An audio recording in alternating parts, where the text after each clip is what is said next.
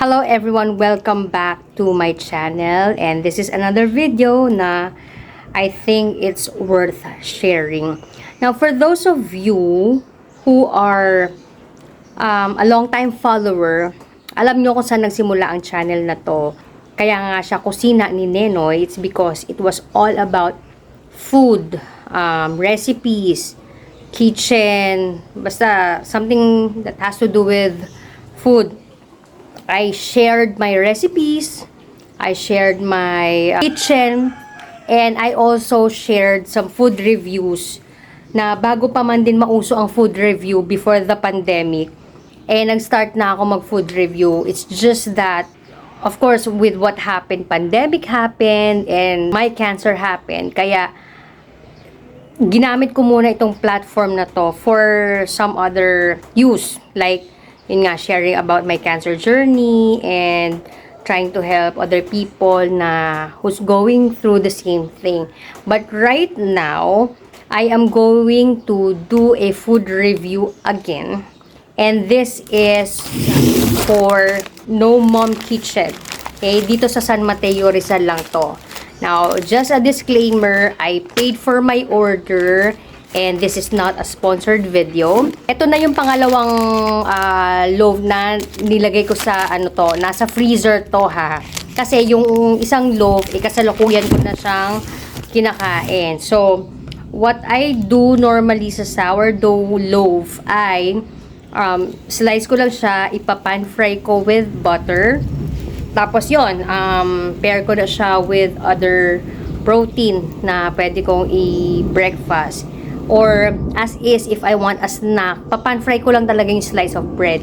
Now, I will do a review regarding this because kung kayo rin nga ay long time follower, alam nyo na at some point I used to bake sourdough breads and ginawa ko rin siyang business. Gumawa ko ng home bakery at binenta ko rin ang aking mga produkto.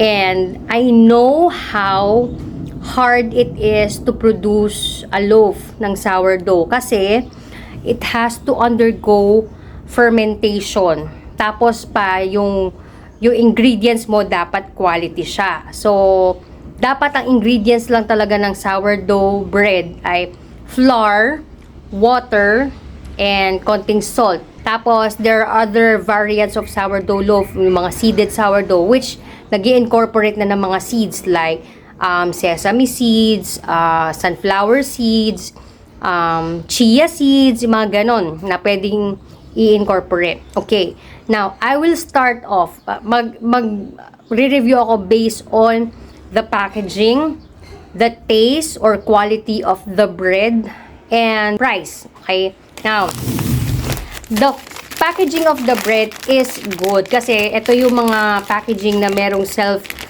lock or para kapag ka in-slice mo siya ay pwede mong itabi ulit yung natitira. Okay, now the packaging itself from No Mom, ganito rin kasi yung ginawa ko before. Naglagay ako ng kumbaga parang details kung kailan ginawa yung bread, kung ilang days pwede i-consume, yung best before niya, at kung paano naman ito ma-preserve. In this case, kailangan talaga siyang ilagay sa freezer kung hindi mo pa kakainin. Tapos, ito, I appreciate the fact na meron siyang instruction kung paano bubuhay yung bread mo na galing sa freezer. Like, mag-sprinkle ka ng konting water or lalagay mo siya sa running water. Tapos, i-bake mo siya sa oven ulit para if you want a fresh loaf again na kapag galing sa freezer, siya, kumbaga parang good as fresh loaf. So, this has no preservative and I like the fact that they included their ingredients. So, this is wheat bread flour, whole wheat, water, and salt. So, dun pa lang, makikita nyo na talagang wala siyang additional preservative and wala siyang sugar, wala siyang anything na hindi necessary sa paggawa ng bread. Okay? So, if you want to know more about sourdough kasi, ito ay Nag-uumpisa sa starter, which is yun ang ginagamit as alternative to the activated or active yeast, yung binibili sa grocery. So, ito, gawa mo talaga siya. Gagawin mo yung starter from scratch, bubuhayin mo, aalagaan mo para siyang, kung kayo ay batang 90s, para siyang Tamagotchi. Napapakainin mo, kailangan bantayan mo kapag ka nag-active na siya, yung mga ganon. Tapos, when you do the bread, hindi lang siya isang araw. Normally, it takes 2 days para makapagawa ka ng bread. Kasi yung day 1 mo, that's when you incorporate the ingredients. And then, if i-ferment mo siya for 1 day, sometimes 2, depende sa climate. Sa ibang mga bansa, since malalamig sa kanila, medyo matagal. Ang ganda yung packaging niya. Merong bake date kung kailan ito. By the way sila, they encourage the customers to do a pre-order, which I also did nung nag-bake ako ng sourdough. Pre-order para gagawin ko ngayon, at least, tapos, dun sa date na in-order nyo, freshly baked siya. So, in-order ko to nung April 18, and April 18 din siya binake. Okay? Pero, nag-inquire na ako sa kanila ahead para at least alam nila na ito yung order ko. I ordered 2 of their loaves. So, yung isa nga, kasalukuyan ko na kinakain, at ito, pang reserve ko. Tapos, when you check their FB page, ayan, makikita nyo na there are other food na ino-offer nila. Pwede rin kayo mag-dine in sa kanila, and which I will try to do kasi malapit lang naman dito yan. Kapag nagkaroon ako ng time, bibisitahin ko talaga tong No Mom. Simple, straightforward yung kanilang packaging, maganda at maayos naman na itong na-deliver. Now, let's go na sa taste. Okay? Now, syempre, if you're fan of sourdough, syempre, alam mo na itong bread na to, hindi ito yung mga hinahanap mo sa grocery na mga soft bread. Tapos, hindi to ganon. So, this is a sour bread due to its fermentation nga kasi. Tapos, this one has the right amount of tanginess or yung pagiging sour niya. As in, pagkagat mo, parang may gagapang sa'yo dito na aftertaste na maasim. Tapos, right amount lang yung kanyang salt.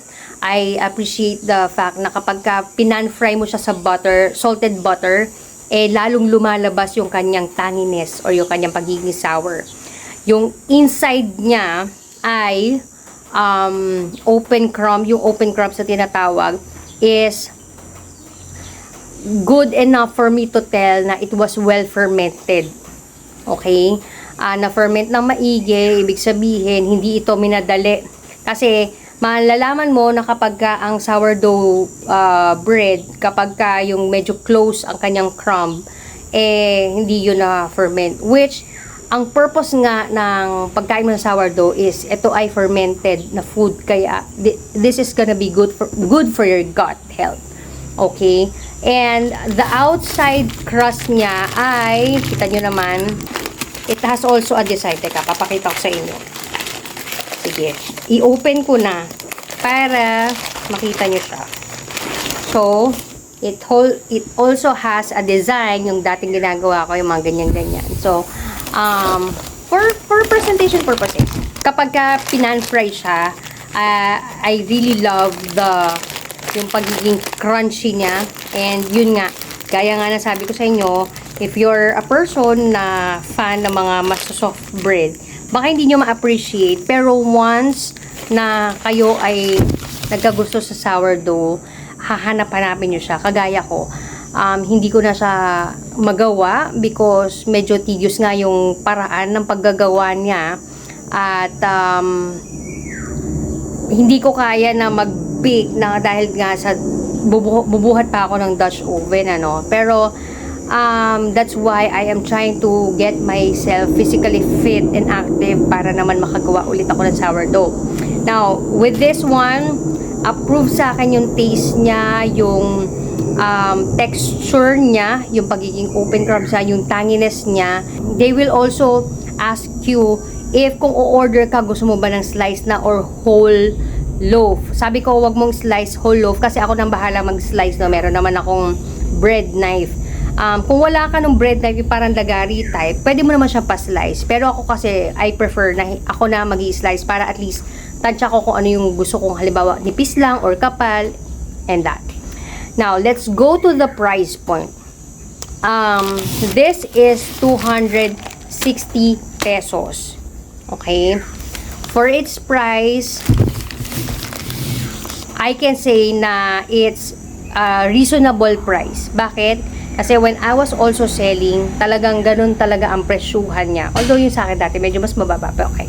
Pero anyway, yung kanyang price is reasonable because of the loaf that you're gonna get. Sa akin nga, yung unang tinapay nga nabuksan ko, April 18. Ano ba ngayon? 18, 19, 20, 21. Okay, so 3 days na, pero meron pa ako natitira doon na kalahati. Kasi nga, sa breakfast, minsan 2 slices ako, nakaka 2 slices ako. Pero kanina, nung nag-breakfast ako, isang slice lang kasi yung middle part na niya yung na-cut ko. And so, sabi ko, tama na sa akin yung slice na yun. And medyo kinapalan ko lang ng konti. And up to now, sabi nga dito, consume within 2 to 3 days. Pero yung sa akin, 18, 19, 20, 21, 3 days na, okay pa din siya. Wala pa rin naman siya mga molds, ganyan. Kasi nga, nilalagay ko naman siya sa ref. Okay? Pero kung ikaw ayaw mo maglagay ng ganitong bread sa ref at hindi mo siya pan fry, it's best na makonsumo nga siya within 2 to 3 days para nasa ano lang siya, nasa room temperature. So again, the price is reasonable for this kind of product because I know how hard it is to make a sourdough bread. Alam ko na quality ang ingredients. Bread flour ang ginamit dito, hindi yung regular flour. Tapos, yun, made to order nga siya. So, it means, hindi sila nagpo-produce in big batches, kagaya ng mga bakeries na meron mga, malalaking oven, may mga gumagawa. And, kung i-compare ito sa nabibili ko doon sa ibang bakery, kasi I also tried buying sourdough sa isang sikat na baker sa mall and also sa isang big na grocery. And when I check the ingredients, parang sabi ko, sige, tsatsagaan ko na lang kasi parang nag-crave na talaga sa sourdough. Pero I know deep in my heart na it's not an authentic or it's not the right way to bake a sourdough because it has a lot of ingredients which is not necessary. You can bake a sourdough loaf using flour, water, and salt only. So, yun lang naman. For No Mom, this is highly recommended and I hope that this is the start of me doing some other food reviews. And this No Mom sa parang hindi pa sila ganun ka laki sa business. That's why I like to support small businesses, especially kung quality products ang binibigay nila sa atin. So, yun lang naman. I hope that when you're in Marikina or San Mateo area, you get to visit No Mom. Again, ito yung kanilang Facebook page. Ayan. And, yeah. Thank you so much for watching. If you like this video, please give this a thumbs up. And you can share this to any one of your family and friends. And kung hindi ka pa subscriber ng channel to, please subscribe now and click that notification bell para manonotify ka whenever I upload new videos. And until my next one. Bye!